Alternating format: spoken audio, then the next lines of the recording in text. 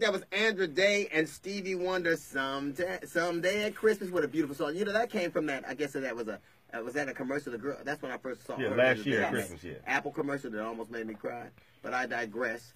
Yesterday, on the note from the GED section, we were talking about the mannequin challenge and how a young group of brothers and sisters were doing the mannequin challenge with guns and how they were arrested for gun and drug charges.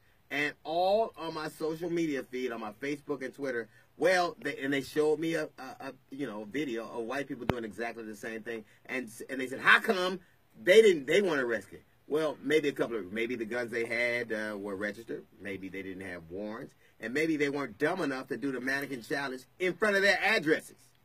Maybe then, or maybe the fact that they're just white and get away with stuff. That may be true too. But why? When are you going to stop acting as if you don't realize that's a reality? Every conversation we start with, if that had been black, because it's true. They say that a lawyer should never ask a question he doesn't know the answer to. Why are we constantly asking questions we do? You can get away with more when you are not black than you can when you are. You know it. Your mother told you. You got to work twice as hard to get half as far. Everything is most things are harder for you because you're black. You pay more for health care. You pay more for gas. You pay more for insurance. You die sooner.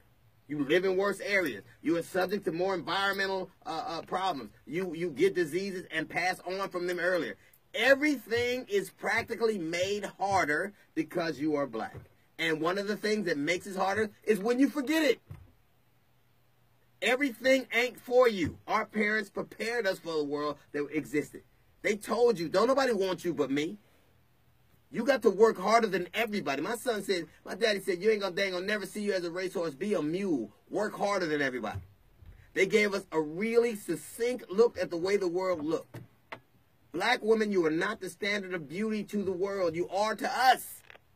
To them, they are roses and you are cactuses. But to me, nothing's more beautiful than something that has to live off can live in any condition and that can survive with almost nothing and still flourish. To me, there's nothing more beautiful than that.